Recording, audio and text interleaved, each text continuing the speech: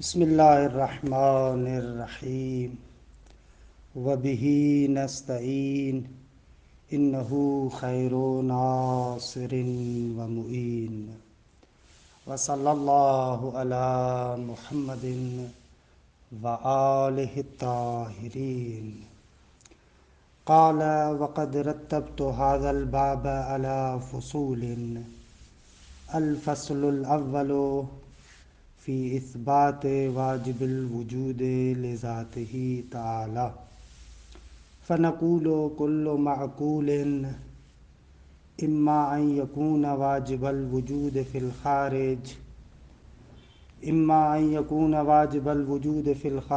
لذاته واما ممکن الوجود لذاته واما ممتنع الوجود لذاته۔ الحمدللہ خداوند منان کے لطف و کرم سے ہماری گفتگو شرح باب ہادی عشر میں تھی۔ علامہ حلی رحمۃ اللہ علیہ نے اس باب ہادی عشر کے اندر ایک مقدمہ ذکر فرمایا اور مقدمے کے بعد چند فصول کو ذکر فرمائیں گے کہ مجموعی طریقے سے اس باب کے اندر 7 فصول ہے کہ ان میں سے فصل اول اثبات ثانی کے بیان میں ہے۔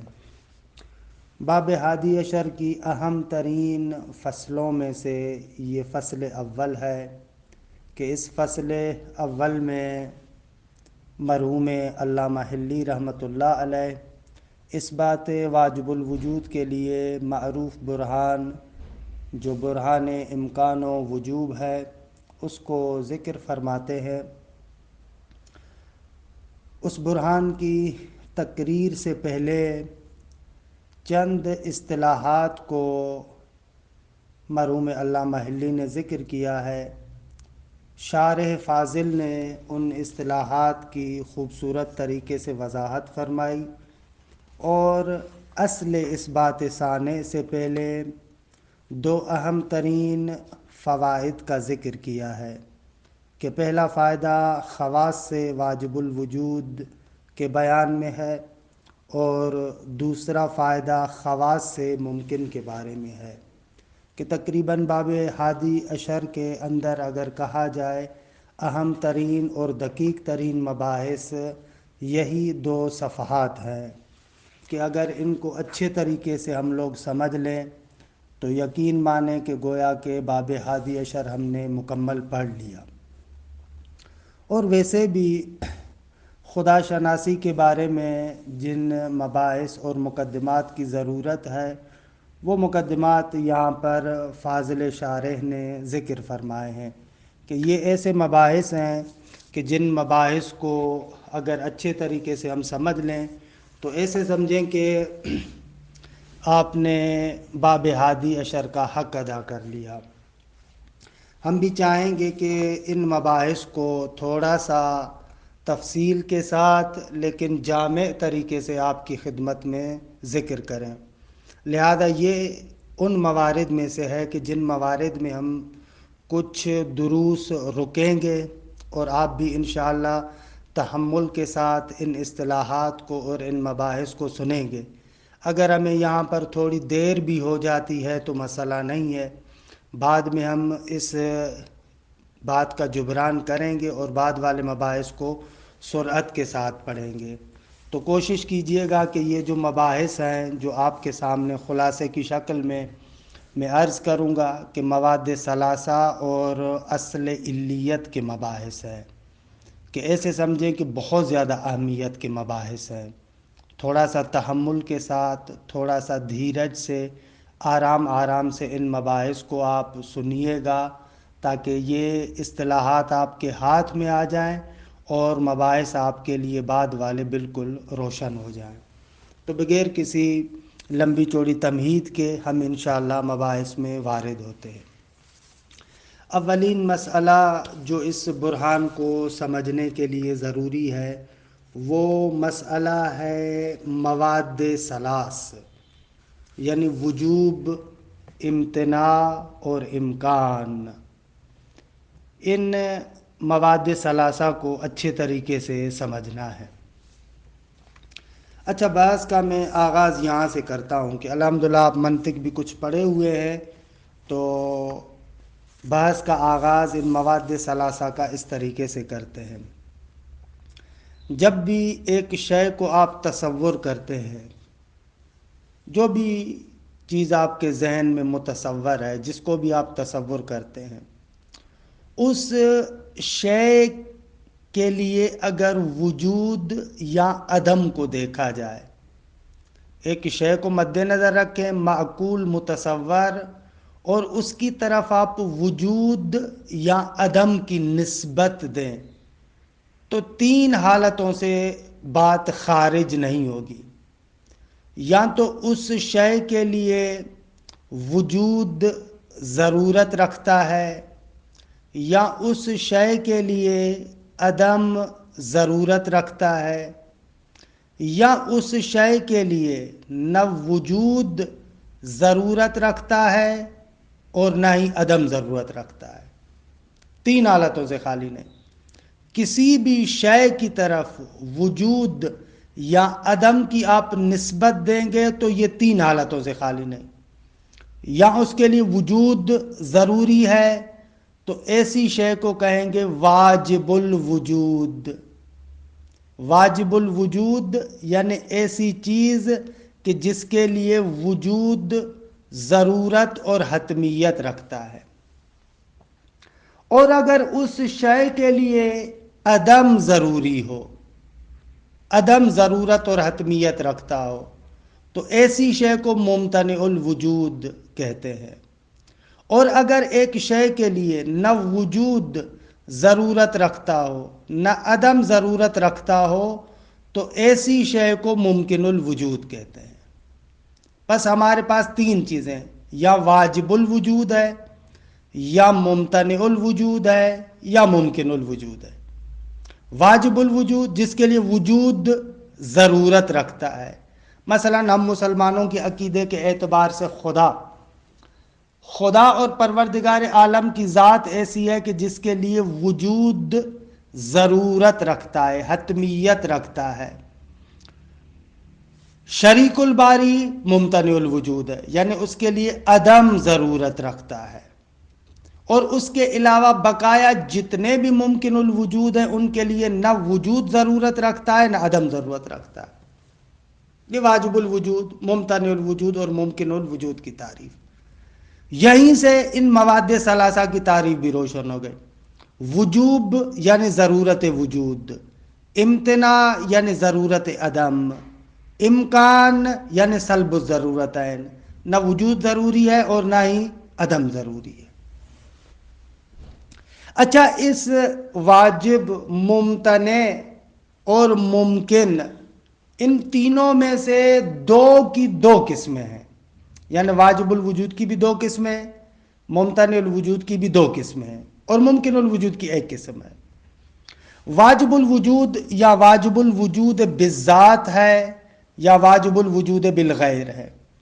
اسی طریقے سے ممتنع الوجود یا ممتنع الوجود بالذات ہے یا ممتنع الوجود بالغیر ہے۔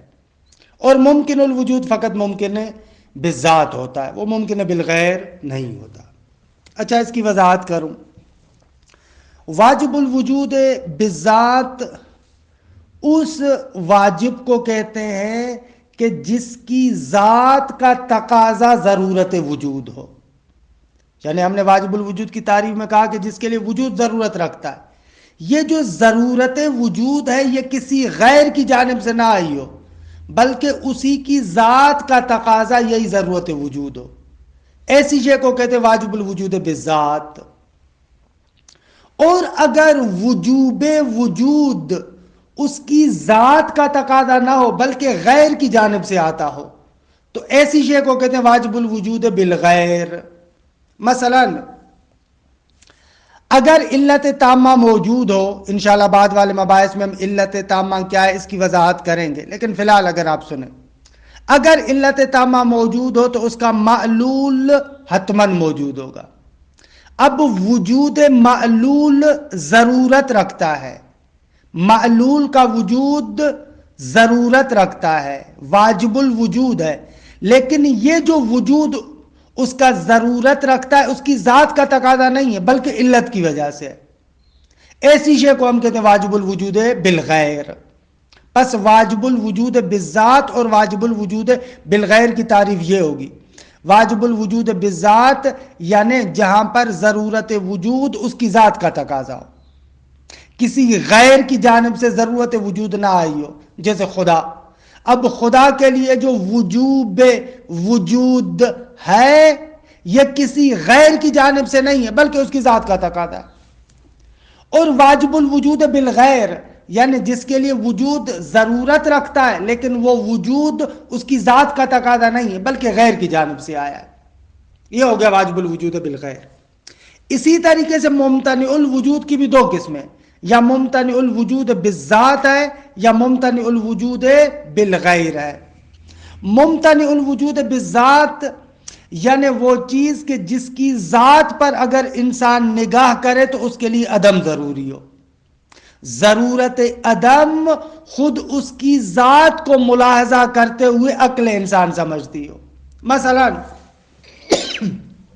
جیسے اجتماع نقیضین، خب اجتماع نقیضین ممتنع بالذات ہے، اجتماع نقیضین کے لیے ضرورت عدم یہ اجتماع نقیضین کے لیے امتناع بالذات خود اس کی ذات پر نگاہ کریں تو اس کی ذات کا تقاضا ہے، کسی غیر نے اس کو امتناع نہیں دیا۔ یا مثلا شریک الباری، شریک الباری خدا کا شریک، یہ آپ خود شریک الباری کو جیسے ملاحظہ کریں گے تو اس کے لیے آپ کی عقل یہ فیصلہ کرتی ہے کہ اس کے لیے عدم ضروری ہے، اسے کہتے ہیں ممتنع بالذات۔ اس کے مقابلے میں ممتنع بالغیر ہے، ممتنع بالغیر یعنی وہ چیز کہ عدم اس کی ذات کا تقاضا نہیں ہے، یعنی اگر ہم اس کی ذات پر توجہ کریں تو اس کی ذات کا تقاضا یہ نہیں ہے کہ اس کے لیے عدم ضرورت رکھتا ہے بلکہ غیر کی وجہ سے عدم اس کے لیے ضرورت پیدا کرتا ہو۔ مثلا جیسے معلول، خب معلول کے لیے عدم ضروری ہے جب علت موجود نہ ہو، اگر علت موجود نہیں ہوگی تو معلول کا وجود بھی کیا ہو جائے گا؟ محال ہو جائے گا۔ اب معلول کا وجود ممتنع بالغیر ہے، کیوں؟ علت کے نہ ہونے کی وجہ سے۔ پس عدم معلول کے لیے علت ہے عدم علت، کہ معروف جملہ بھی ہے کہ عدم العلت علت لعدم المعلول، یہ ہو جائے گا امتناع بالغیر۔ باقی ممکن کی فقط ایک قسم ہے، ممکن فقط اور فقط ایک قسم رکھتا ہے، ممکن فقط ممکن بالذات ہوتا ہے، ممکن بالغیر نہیں ہوتا۔ کیوں ممکن بالغیر نہیں ہوتا؟ تفصیلات انشاءاللہ ہم نے فلسفے میں بیان کی ہے۔ خوب یہ ہو گئی ہمارے پاس ابتدائی تعریفات۔ بس ہمارے سامنے وجوب، امتناع، امکان، ان کی تعریف واضح ہو گئی، اور وجوب اور امتناع کی دو قسموں کو بھی سمجھ لیا، یا وجوب بالذات ہے یا وجوب بالغیر ہے، امتناع بالذات ہے یا امتناع بالغیر ہے، اور امکان فقط اور فقط امکان بالذات ہوتا ہے۔ یہ ایک نقطہ۔ اچھا، اس نقطے کی تھوڑی سی اور اگر میں وضاحت کرنا چاہوں تو اس طریقے سے بھی کر سکتے ہیں۔ امکان یعنی جہاں پر وجود اور عدم دونوں ضرورت نہیں رکھتے۔ ممکن بالذات اس شے کو کہتے ہیں کہ جس کی وجود اور عدم کی نسبت بالسویہ ہو، برابر ہو، یعنی اس کی ذات کے اندر نہ وجود رکھا ہوا ہے نہ عدم رکھا ہوا ہے۔ ممکن بالذات موجود ہونے کے لیے علت کا محتاج، معدوم ہونے کے لیے علت کا محتاج۔ وجود معلول کے لیے علت، وجود معلول کی علت وجود علت ہے، اور عدم معلول یا عدم امکان ممکن اگر معدوم ہو تو اس کی علت عدم علت ہے۔ بس امکان یا ممکن بالذات یعنی جس کے لیے نہ وجود ضروری ہے نہ عدم ضروری ہے۔ وجود کے لیے بھی ایک مرجح خارجی یعنی علت کی ضرورت پڑے گی، اور عدم کے لیے بھی مرجح اور ایک خارجی چیز کی ضرورت پڑے گی۔ اچھا، یہاں سے ایک نقطہ سمجھ میں آتا ہے، کہ امکان بالذات کبھی بھی وجوب بالذات کے ساتھ جمع نہیں ہو سکتا. ایسے نہیں ہو سکتا کہ ایک ہی شے ممکن بالذات بھی ہو اور واجب بالذات بھی ہو. یہ تنافی ہے. کیوں؟ اس لیے کہ واجب بالذات یعنی جس کی ذات کا تقاضا وجود ہے، یا دوسرے لفظوں میں واجب بالذات یعنی جس کی ذات میں وجود رکھا ہوا ہے، اور ممکن بالذات یعنی وہ چیز کہ جس کی ذات میں وجود نہیں، جس کی ذات کا تقاضا وجود نہیں ہے. لہذا نہیں ہو سکتا کہ ایک ہی شے ممکن بالذات بھی ہو اور واجب بالذات بھی ہو. تناقض لازم آئے گا. اس کا لازمہ یہ ہوگا کہ ایک شے کی ذات میں وجود ہو بھی صحیح اور وجود نہ بھی ہو. اب یہ محال ہے. بس یہ قانون سمجھ لے، کبھی بھی امکان بالذات وجوب بالذات کے ساتھ جمع نہیں ہو سکتا. دو، امکان بالذات کبھی بھی امتناع بالذات کے ساتھ بھی جمع نہیں ہو سکتا.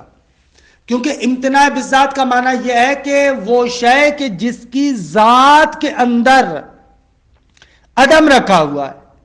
اچھا، جس شے کی ذات کے اندر عدم رکھا ہوا ہو وہ کبھی بھی امکان بالذات کے ساتھ جمع نہیں ہو سکتی، کیونکہ امکان بالذات یعنی جس کی ذات میں عدم نہیں ہے. خوب، اگر امکان بالذات اور امتناع بالذات دونوں جمع ہو جائے تو یہاں پر بھی تناقض لازم آئے گا. یہاں پر بھی لازم آئے گا کہ ایک ہی شے اپنی ذات میں عدم کو رکھتی بھی ہو اور اپنی ذات میں عدم کو نہ بھی رکھتی ہو. خوب، یہ دیکھیں تناقض ہے. بس یہ قانون ذہن میں رکھ لے کہ ممکن بالذات واجب بالذات اور ممتنع بالذات کے ساتھ جمع نہیں ہو سکتا. اچھا، لیکن امکان بالذات وجوب بالغیر کے ساتھ بھی جمع ہو سکتا ہے اور امتناع بالغیر کے ساتھ بھی جمع ہو سکتا ہے. ہو سکتا ہے ایک ہی شے امکان بالذات رکھتی ہو لیکن وجوب بالغیر ہو. اسی طریقے سے ہو سکتا ہے ایک ہی شے امکان بالذات رکھے اور امتناع بالغیر رکھے. یہ دونوں چیزیں قابل جمع ہیں. مثال، ایک شے کو دیکھا جائے، ممکن کو دیکھا جائے، مثلا جیسے آپ انسان کو مد نظر رکھیں. انسان ذات کے اعتبار سے ممکن بالذات ہے، اس کی ذات میں وجود نہیں ہے، لیکن اگر علت آ کر اس کو وجود عطا کرے تو وہ واجب بالغیر ہو جائے گا. یعنی انسان اگر خود اپنی ذات کے اعتبار سے دیکھا جائے تو اس کے اندر وجوب نہیں ہے، لیکن اگر علت نے آ کر اس کو وجوب اور وجود دیا تو وہ چیز واجب الوجود بن سکتی ہے. امکان بالذات وجوب بالغیر کے ساتھ جمع ہو سکتا ہے. اسی طریقے سے امکان بالذات امتناع بالغیر کے ساتھ بھی جمع ہو سکتا ہے. مثلا ایک شے ذاتاً ممکن ہو لیکن عدم علت کی وجہ سے ممتنع بالغیر بن جائے، یہ ہو سکتا ہے. اس میں کوئی بڑی بات نہیں ہے. بس یہ نقطہ ذہن میں رہے کہ امکان بالذات اور امتناع بالغیر یہ دونوں جمع ہو سکتے ہیں. خلاصہ کلام، پوری بات کا خلاصہ کرو. خلاصہ یہ ہوا کہ ہر شے کو اگر بالذات دیکھا جائے تو یا وہ واجب ہے یا وہ ممتنع ہے یا وہ ممکن ہے. کبھی بھی نہیں ہو سکتا کہ ایک ہی شے ذاتاً ممکن بھی ہو ذاتاً واجب بھی ہو. کبھی بھی نہیں ہو سکتا ایک ہی شے ذاتاً ممکن بھی ہو اور ذاتاً ممتنع بھی ہو. نہ، امکان بالذات وجوب بالذات اور امتناع بالذات کے ساتھ جمع نہیں ہو سکتا، لیکن امکان بالذات وجوب بالغیر اور امتناع بالغیر کے ساتھ جمع ہو سکتا ہے. یہ مواد ثلاثہ کے بارے میں اجمالی بیان جو آپ کی خدمت میں عرض کیا. اچھا، اس کے بعد میں کچھ علت و معلول کے احکامات کو بھی آپ کی خدمت میں عرض کروں گا، لیکن پہلے مرحلے میں یہ جو میں نے مطالب آپ کی خدمت میں عرض کیے عبارت کے ٹکڑے کی تھوڑی سی تطبیق کرتا ہوں. قال علامہ ہلی رحمۃ اللہ علیہ فرماتے ہیں وقد رتبت هذا الباب على فصول. علامہ ہلی فرماتے ہیں کہ میں نے اس باب کو چند فصول پر مرتب کیا ہے کہ یہ 7 فصلیں. الفصل الاول، پہلی فصل، فی اثبات واجب الوجود لذاتہ تعالی. پہلی فصل واجب الوجود لذاتہ کے اثبات کے بیان میں ہے. فنقول، پس اثبات واجب الوجود لذاتہ کے لیے ہم ایک چھوٹا سا مقدمہ ذکر کرتے ہیں. فنقول، پس ہم کہتے ہیں کل معقول، یعنی ہر وہ چیز جو آپ کے ذہن میں ہے، اما ان یکون واجب الوجود فی الخارج لذاتہ، یا تو وہ خارج میں واجب الوجود لذاتہ ہی ہوگی، و اما ممکن الوجود لذاتہ ہی، یا وہ خارج میں ممکن الوجود لذاتہ ہی ہوگی، و اما ممتنع الوجود لذاتہ ہی، یا وہ خارج میں ممتنع الوجود لذاتہ ہی ہوگی۔ تین حالتوں سے خالی نہیں۔ کوئی بھی شے جو آپ اپنے ذہن کے اندر تصور کرتے ہیں اس کی نسبت سے وجود اور عدم کو دیکھا جائے تو خارج میں یا وہ واجب الوجود لے ذاتے ہی ہوگی، یا وہ ممتنع الوجود لے ذاتے ہی ہوگی، یا ممکن الوجود لے ذاتے ہی ہوگی، کہ وضاحت ابھی آپ کی خدمت میں عرض کی۔ اقولو فرماتے ہیں کہ شارح محترم آتے ہیں اور توضیحات دیتے ہیں۔ المطلب الاقصی والعمدۃ العلیٰ فی ھذا الفن ہو اثبات صانع تعالی۔ فرماتے مطلب اقصی، اقصی یعنی دور ترین والا مطلب، قرآن مجید میں بھی ہے نا، سبحان الذی اسریٰ بعبدہ سبحان الذی اسریٰ بعبدہ لیلا من المسجد الحرام الی المسجد الاقصی، اقصی یعنی دور ترین۔ تو اس اعتبار سے المطلب الاقصی جو دور ترین آپ کا مطلب ہے، والعمدۃ العلیٰ اور اعلی ترین جو نقطہ ہے، فی ھذا الفن، ھذا الفن یعنی علم کلام، اس فن میں یعنی اصول دین میں اور علم کلام میں جو مطلب اقصی اور عمدہ علیٰ ہے وہ کیا ہے؟ المطلب الاقصی والعمدۃ العلیٰ هو اثبات صانع، وہ کیا ہے؟ پروردگار عالم کے وجود کا اثبات، صانع یعنی بنانے والا، ہوا اثبات صانع تعالی، صانع تعالی درالی کے جو برتر ہے، جو بزرگ و برتر ہے، اس کے وجود کا اثبات ہے۔ عام ترین نقطہ یہ ہے۔ فلذلک ابتدأ بہ، کیونکہ یہ مطلب عالی ہے لہذا اسی وجہ سے ابتدأ مصنف نے آغاز کیا، بھی یعنی اثبات صانع، اثبات صانع کے ذریعے سے، بھی کی ضمیر اثبات صانع کی طرح، ابتدا کی ضمیر خود مصنف یعنی علامہ کی طرح۔ فلذلک، کیونکہ مطلب اعلیٰ یہ ہے لہذا مصنف نے آغاز اور ابتدا اثبات صانع سے کی ہے۔ وقدم لبیانہ مقدمتاً، اعلیٰ اس کو مقدمتاً بھی پڑھ سکتے ہیں، مقدمتاً بھی پڑھ سکتے ہیں۔ وقدم لبیانہ، اس اثبات صانع کے بیان کے لیے، لبیانہ کی ضمیر اثبات صانع کی طرف، قدم مصنف نے تقدیم کیا، شروع میں لے کر آیا، وقدم لبیانہ مقدمتاً، خوب اثبات صانع کے بیان کرنے کے لیے ایک مقدمے کو پیش کیا، فی تقسیم المعقول، جو چیز آپ کے ذہن میں موجود ہوتی ہے، معقول جس کو آپ تصور کرتے، اس کی تقسیم کو بیان کیا انہوں نے۔ لتوقف الدلیل الآتی علی بیانہا، کیوں بھائی ایک مقدمہ ذکر کیا آغاز میں، اثبات صانع سے پہلے ایک مقدمہ ذکر کیا تقسیم معقول کے لیے، کیوں؟ فرماتے ہیں اس لیے کہ لتوقف الدلیل الآتی علی بیانہا، آنے والی جو دلیل ہے اثبات صانع کے بارے میں، جو دلیل ہے وہ متوقف ہے علی بیانہا، اس مقدمے کے بیان کرنے پر، ہاں کی ضمیر مقدمے کی طرح۔ وتقریرھا، اس مقدمے کی تقریر اس طریقے سے، اس کا بیان ایسے ہے، ان کل معقول، ہر وہ چیز کے جو معقول ہے، معقول یعنی کیا؟ وہو الصورۃ الحاصلۃ فی العقل، یعنی وہ شے کہ جو آپ کے ذہن میں حاصل ہوتی ہے، عقل سے مراد ذہن ہے، ہر وہ صورت ذہنیہ جو آپ کے ذہن میں ہے۔ ان کل معقول اذا نسبنا الیہ الوجود الخارجی، جب اس معقول کی طرف ہم وجود خارجی کی نسبت دیتے ہیں تو چند حالاتوں سے خالی نہیں۔ فَإِمَّا أَن يَصِحَّ اتصافُهُ بِهِ أَوْ، بہت دقت کے ساتھ ان عبارتوں کو دیکھیے گا۔ فَإِمَّا، یا تو أَن يَصِحَّ، يَصِحَّ یعنی أَن يُمْكِن، فَإِمَّا أَن يُمْكِنَ اتصافُهُ، اتصافُهُ کی ضمیر جا رہی ہے معقول کی طرف، بِهِ خارجی کی ساتھ، یا تو صحیح ہے یعنی ممکن ہے اتصافُهُ، اس معقول کا متصف ہونا، بِهِ یعنی اس وجود خارجی کے ساتھ۔ جو بھی شے آپ اپنے ذہن میں تصور کرتے ہیں اور اس کی وجود کی جانب نسبت دیتے ہیں، تو یا تو اس معقول کا اس وجود کے ساتھ متصف ہونا ممکن ہے او لا، یا اس معقول کا وجود خارجی کے ساتھ متصف ہونا ممکن نہیں ہے. بس دو حالتوں سے بات خالی نہیں ہے.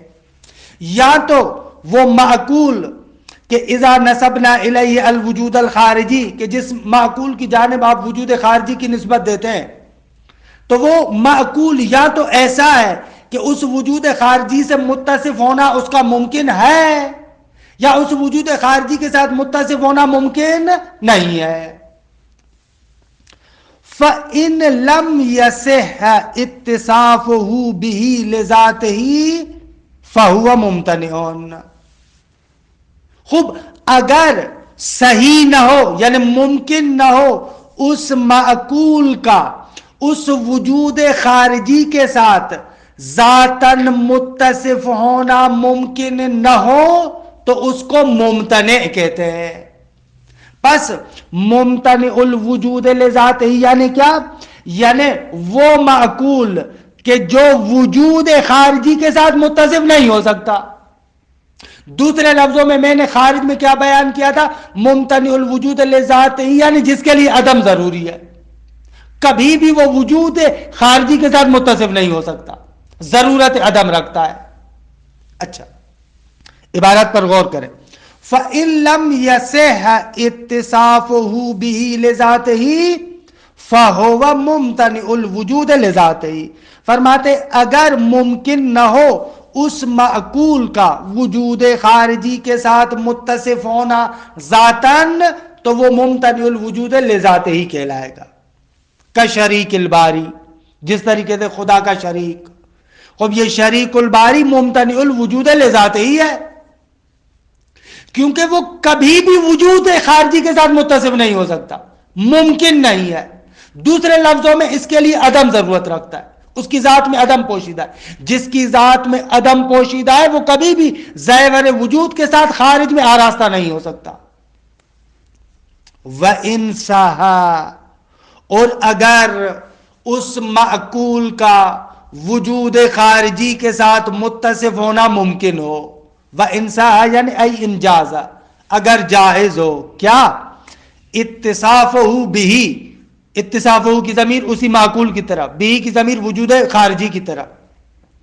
اس معقول کا وجود خارجی کے ساتھ متصف ہونا ممکن ہو تو اس کی دو صورتیں.